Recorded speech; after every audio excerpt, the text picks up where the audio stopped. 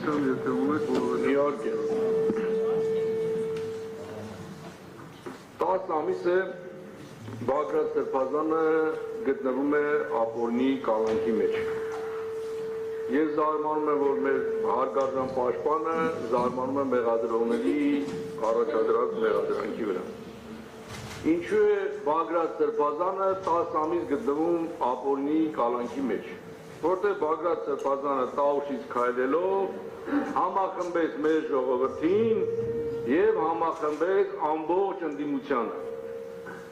Իշխանությունը այդ ամենը տեսնելով եւ հասկանալով, որ Բագրատ Սրբազանը հավաքելով ժողովրդին, համախմբելով ընդդիմությանը ոչ թե ահաբեկություն պետք է անի,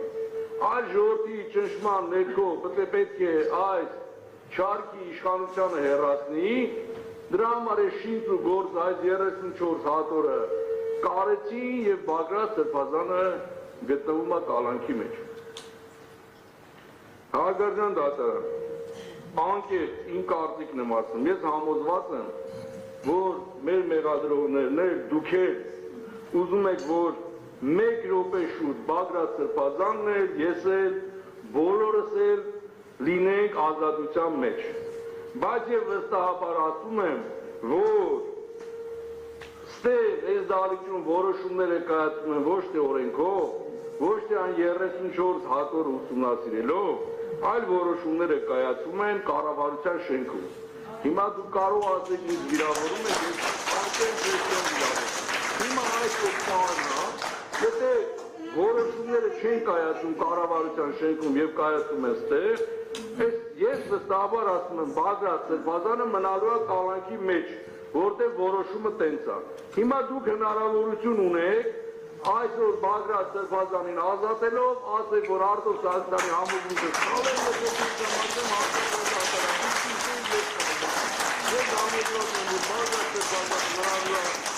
կալանքի մեջ, որտեղ մինչև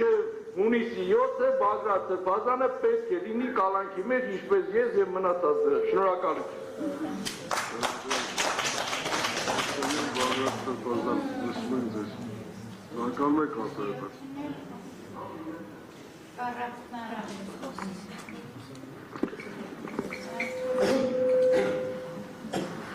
Պարոն Սարգսյան, մի անգամ տենց եղավ, ասեցին ես սխալվեցի, մեկը ճիշտ էր, սենց բանի մեջ ընկան, կարող է լավ է բաց չլինի։ Տեսեք, պատվարժան դատարան, քննարկում ենք նախորդիվ մի քանի դատական նիստեր են տեղի ունեցել, հենց կոնկրետ խափան միջոցների հարցը քննարկելու առումով։ Ես իհարկե միանում եմ պարոն Խուդայանի, Տիկին Սաղարյանի ներկայացրած դիրքորոշումներին, բայց ես փորձել մի քիչ էլ մի քայլ էլ խորանալ այս հանգամանքների մեջ, իրանք են պաշտպանություն ստանձնել Սրբազան հոր, իրանք են որոշում մարտավարությունը, բայց ինչ էինք մենք մինչև այս պահը ականատես լինում, էլի դատարանը միշտ ընդգծում էր, մեր հանրային մեղադրողների խոսքում մեղադրյալների հետ կապված տարբերակված մոտեցում չկար, թե մեղադրանքների հետ կապված, թե խափանամիջոցների հետ կապված, երբ որ որոշ մեղադրյալների մոտ առողջական խնդիրների հայտեկան որևէ կերպ դա այսպես ասած այդ վերացական հիմքերի արկայության կամ բացակայության վրա չանդրադարձավ, ուղղակի արձանագրում էին նվազ լինելու ու որոշ մեղադրյալների հետ կապված, երբ որ կալանքի տակ էին, միջնորդում էին տնային կալանք կիրառել եւ այլն, բայց ամբողջ իմաստը այս բանի դատանել էր մի շեշտադրումը կատարում, ասում էր մենք նախնական դատալսումների փուլում ենք դեռ, նախնական դատալսումների համար խափան միջոցներ է դատարանն ընտրում։ Ես իրականում այդ ժամանակ տարբերությունը չէի ընկալում, թե նախնական դատալսումների համար, հիմնական դատալսումների համար, բայց հետո փորձեցի տրամաբանություն գտնեմ, որ դատարանի գործողություններն են էլի հետևողական պետք է լինի այդ ամեն ինչի հետ կապված, բայց երևի դատարանը սպասում է հասկանա ինչ ապացույցներ են հիմնական դատալսումների փուլում հետազոտելու, որպեսզի հասկանա նաև այդ ապացույցների անփոխելիության հարցը, դրանց վրա ազդեցություն ունենալու հարցը ինչպիսին է, որ այդ պահին որոշում կայացնի։ Հիմա դուք որոշել եք ծավալ, պատվարժան դատարան, եւ այս գործի, եթե այդպես կարելի է անվանել, ապացույցների ամբողջ, գրեթե ամբողջական մասը կազմում են այդ ներքին օպերատիվ հետախուզական միջոցառումների այդ արձանագրությունները, դրանց զննության արձանագրությունները։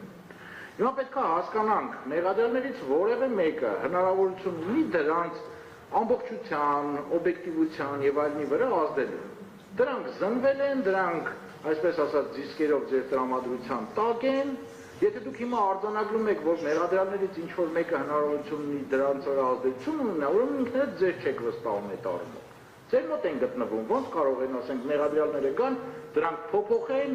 փչացնեն կամ այդ դիսկերը ոչնչացնեն։ Այսինքն չկա այդ ապացույցների էլեկտրոնային ձևով կամ թղթային ձևով գտնվող ապացույցների վրա փոփոխություն իրականացնելու որևէ հնարավորություն, պատվարժան դատան։ Ես գիտեմ, որ որպես դատավոր դուք ձեր աշխատանքը, ձեր մասնագիտական գործունեությունը հարգում եք ու որևիցե պարագայում թույլ չեք տա, որպեսզի այն ինչը որ ձեր տրամադրության տակ է գտնվում, դրանք փոփոխվեն կամ դրանք, չգիտեմ, մոդիֆիկացիայի ենթարկվեն։ Ունենք վկաների ցուցակ, մտածի կարող է այդ վկաների հետ կապված դատարանը մտավախություն ունի, բայց արձանագրում ենք, որ այս քրեական վարույթի նախաքննության ընթացքում որևէ առերես հարցաքննություն տեղի չի ունեցել։ Նշանակում է, վկաներից որևէ մեկը, որևէ մեղադրյալի դեմ ցուցմունք չի տվել, որտեղ այդ կշեռքի մյուս նժարին դրված է արդեն նախաքննության լրիվությունը եւ օբյեկտիվությունը։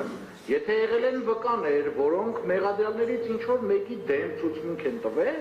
վարույթ իրականացնող մարմնի պարտականությունն է եղել առերես հարցաքննություն կազմակերպի։ Ստացվում է, որ չէ, այս պարագայում էլ ինչ որ մեկի դեմ ցուցմունք տվող անձ չունեն։ Ստեղ էլ արդեն ընդհանրապես ողջամիտ տրամաբանությունն է վերաբերում, եթե մարդը ինչ որ մեկի վերաբերյալ ոչ մի բան չի ասել, գնան անօրինական ազդեցություն ունենան այդ մարդու վրա, որ ինչ լինի, որ գա ասի ինչ որ բան։ Բնականաբար այս վկաներից որևէ մեկի ցուցմունքի հետ պաշտպանության կողմը որևէ խնդիր չունի։ Այս փուլից սկսած կարող ենք նույնիսկ դատարան չհրավիրել, համարենք, որ այդ մարդիկ, չգիտեմ, հնարավոր չի եղել, հրապարակենք, անցնենք առաջ։ Որովհետև այս վկաները մեղադրական եզրակացությունում ներառվել են, այսպես ասած, ժամկետը երկարաձգելու համար, այլ ոչ թե որ իրական փաստական տվյալներ են հայտնում։ Հակառակ պարագայում էլի կվերադառնանք նախնական դատալսումների փուլին, են որ մենք ասում էինք, սենց չի լինի անձանց անունները ասելով կամ գործողությունը նկարագրելով քննչական ասել այս ապացույցն ենք ուզում, ասում ենք նկարագրեք, թե մեղադրանքի վերդիկտ կայացնելու համար էական նշանակություն ինչ փաստական հանգամանք է հետքում կամ հաստատում տվյալ ապացույցը, որևէ վկայի հետ կապված որևէ միջնորդություն չներկայացվեց, որ վերդիկտի հետ կապված այս հանգամանքն է այս վկան հաստատում կամ այս հանգամանքը հետքում պատվարժան դատարան։ Դեռ ավելին, այդ մենք ենք միջնորդել վկաներ եւ նշել ենք, որ այս վկաները հետքում են այս վերդիկտի համար էական նշանակություն ունեցող այս հանգամանքը։ Այսինքն ստացվում է, այս վկաների վրա էլ անօրինական ազդեցություն գործադրելու որևէ անհրաժեշտություն չկա։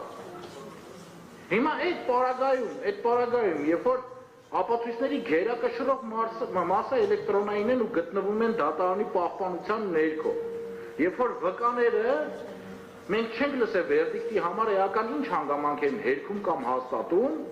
որևէ էական հանգամանք չեն հերքում, չեն հաստատում այդ վկաները։ Եվ որ նախաքննության ընթացքում առերես հարցաքննություններ չի եղել, ինչից ակնհայտ է, որ որևէ մեկի դեմ ցուցմունք չենք տվել, պարզը դրա ենթադրությունը, դրա հետևությունը նա է, որ այս վկաների վրա էլ անօրինական ազդեցություն գործադրելու որևէ անհրաժեշտություն, տրամաբանություն, իմաստ ընդհանրապես գոյություն չունի։ Այս պարագայում այն մյուս հարցն առաջանում, ինչ են մարդիկ արգելանքի տակ։ Ուստեղ այդ հարցը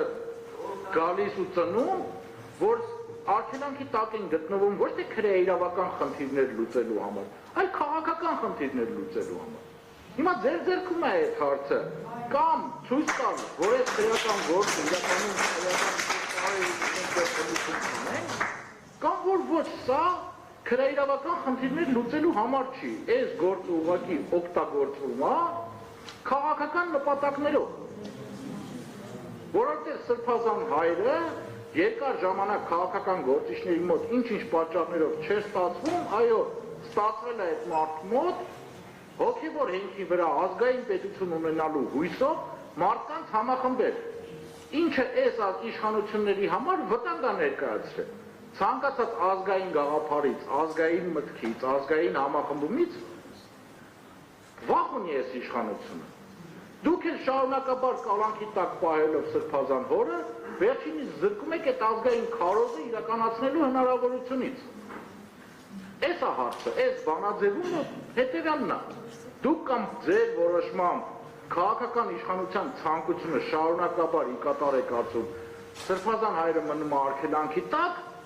կամ փորձում ենք վերադառնալ քրեիրավական դաշտ, ազատ են արձակվում բոլոր անձինք, եւ մենք ստեղ լուծում ենք քրեիրավական